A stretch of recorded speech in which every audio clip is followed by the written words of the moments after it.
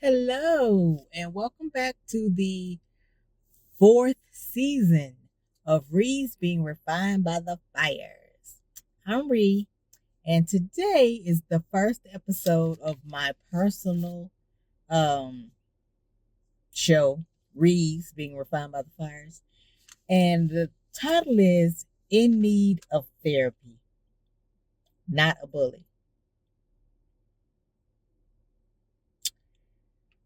Today, I'd like to share a story about this is something that's really personal, and it breaks my heart to know, to look back at what I did to my youngest daughter, Zamisha. Uh,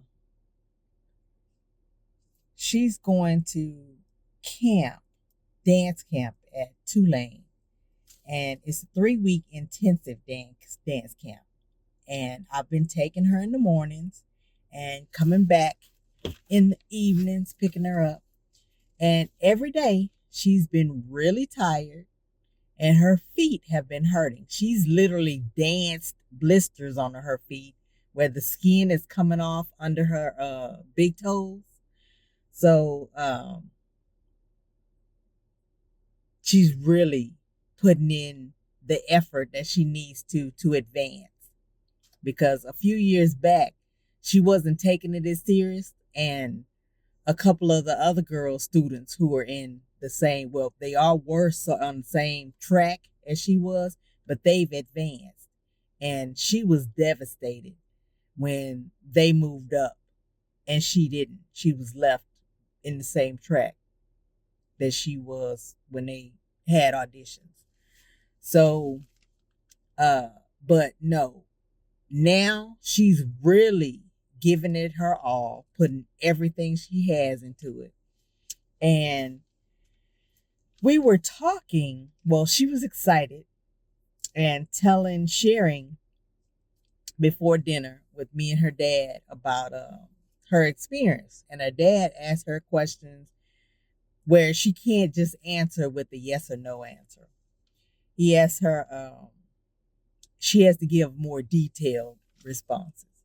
So she was excitedly telling us about how proud she was of herself because of all the work she's put into this intensive.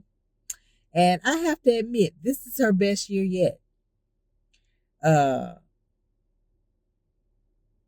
said that it was probably, but without thinking, I said that it probably, she was telling us about how many dances or performances she's going to be in for their final performances on this coming Friday. And without thinking,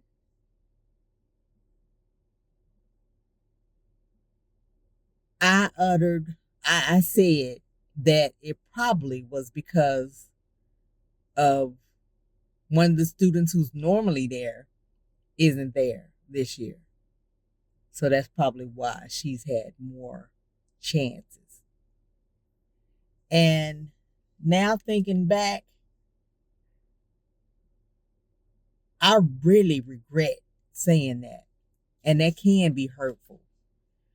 But cause she was so proud of herself, and I just felt like you could see she was just smiling while she was talking and telling us about all the stuff they had been doing, and they record the lessons, and the director of NOVA sends us the recordings, and so they can practice. But she doesn't practice afterward. I mean, because they spend the whole day dancing. But on the weekends, she looks back over the tapes, and the next day they'll go back over whatever, or the next week they'll go back over what they learned.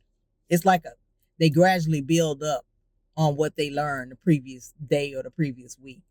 So anyway, but I regret saying that because it was mean and hurtful. And she went from being smiling, telling us about her story, to just, it was like,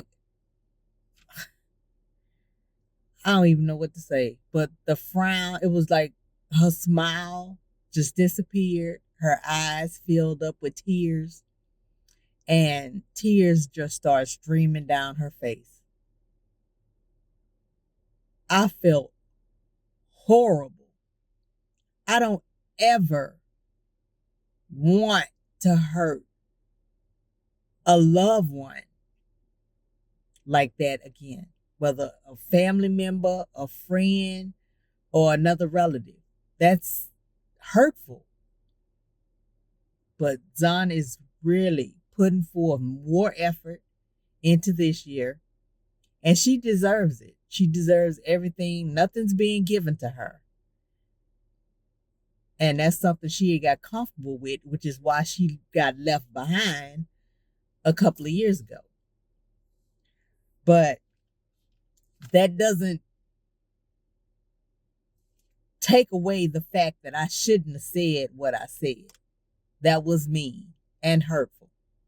And it sounded like my mom talking to me. My mom was my biggest bully.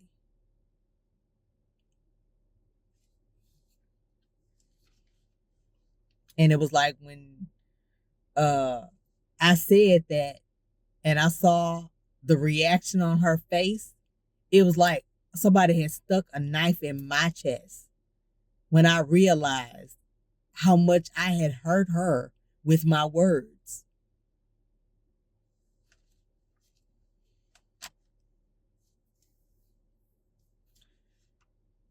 Bad mother is what came to mind as I quickly thought to myself and realized what I said and how wrong I was to have even have those thoughts. After considering how much she'd obviously been doing this year. And I don't know why I said it. Like I said, I don't know why, but I did say it and I regret saying it because it wasn't the truth. Her tiredness and torn up feet were proof that she'd been putting in the work and taking it more seriously this year. But after I said that, I apologized while thinking that what made me say that about her was wrong. When I knew, because like I say, I had been taking her every day. I take her to camp, and every day I pick her up. And I'd ask her, how are you feeling today when I drop her off in the morning? She said, oh, my feet kind of tired, but, I bandaged them. And she is a foot spa, but we have a foot spa that we put our feet in and do our pedicures when we do pedicures at home. But she's been asking for the foot spa and the, Epsom salts for foot baths every night. She'll take a shower, and then after she gets out the shower, she'll do her feet. And every day, she's had to bandage her feet. We've bought Band-Aids and like little ace strips that she could put on her feet for the blisters. So she's been putting a lot into this, and I can't wait to see the performance on this coming Friday. I know it's going to be a good show. But I knew right off as I saw firsthand experiences after she gave me a hug, a half hug, like a church hug, not like a full body hug. And when I asked her for a kiss, she just shrugged me off. That hurt. That's my baby child. That really hurt me to know that my words had cut her that deep. How could I have said something so mean and cruel to her, knowing that how hard she'd been working? I felt like Peter in the Bible, one of the disciples who promised God that, oh no, Lord, I'll never forsake you. And he did not once, but 3 times before the crow crowed the next morning. Wow. Anyway, my husband and I spoke about it a few moments later. And he told me that I was wrong for what I said. and that I sounded a lot like my mother. You guys know that me and my mother don't have a good relationship. She's a narcissist and has always favored my brother, who was less uh work than I was. She always made it seem like I was always a problem child, even though I always made good grades. I never had, she never had got the teachers sending notes home or calling her about me talking too much in class. But with him, if anything, he may have been quiet, but he did a lot that I didn't do. I never got praised as a child. And I was the good kid. But I told him that I don't want to be like my mom. And I truly regretted saying the words that I said to her, to Zahn. So long story short, about an hour after I'd let those words fall out of my mouth, because I hadn't thought about it. So you need to think before you speak. Words hurt. But she and I were cooking dinner together. And it was kind of back to normal. She gave me a full body hug and a kiss on the cheek. But so that let me know all was well. She had forgiven me again. But I don't want to keep hurting people like that, especially the people that I love and care about. I love my children. And to anybody, my children, my family, my friends, if I say anything wrong, bring it to my attention. Especially since I've had a brain stroke. That's what I've been blaming it on. But I can remember years ago when I used to work at the airport, this guy he used to mess with me all the time at the checkpoint. And his name was Kevin, I think. And he used to mess with me all the time. And he had been absent for a while. Little did I know he had had a stroke, but was able to come back to work after his stroke. And he came and was on a crutch and his mouth was twisted. And I was like, what's wrong with you? You had a stroke or something? And he had. I felt this small. I called myself, that was my opportunity to get him back. And what I said was actually what he had, which he didn't need that pointed out to him. I still feel bad about that incident. I call myself getting him back. And I feel bad because that's not me. I'm not a mean girl.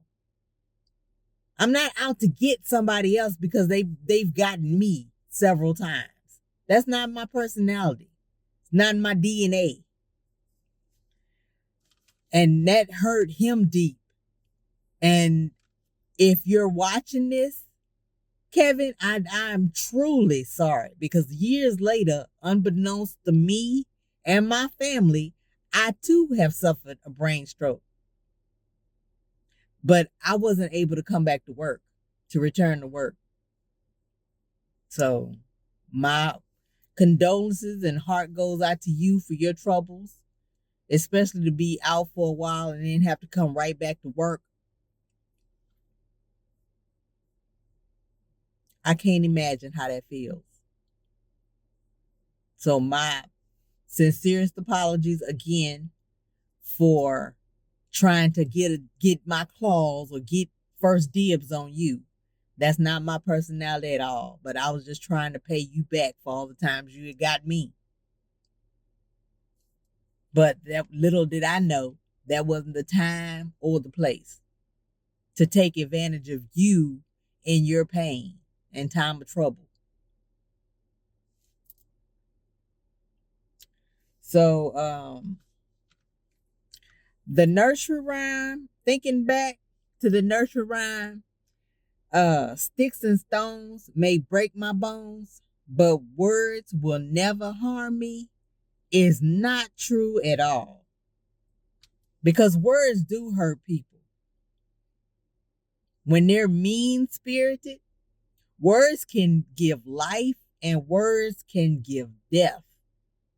And the power of life and death is in the tongue.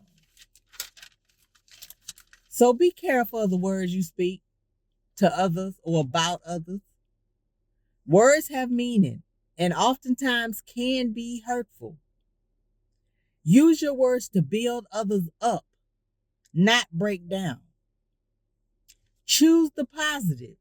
Choose to be positive by speaking only positive words, and as needed, to keep negative things to you and keep negative things to yourself when speaking to those you care about. Because I shouldn't have said that. And to this day, I still don't know why I said it. Just like Peter in the Bible. He said, no matter how much I do right, I do wrong. That was my experience. Be intentional with your words so you don't just have regrets about anything you said. Because I sincerely apologize to anyone and everyone who I have offended with my words and actions.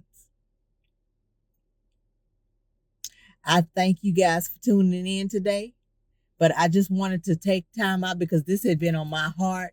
And I'd asked God, what should I talk about? And he's like, talk about what you did with your baby daughter, so Michelle.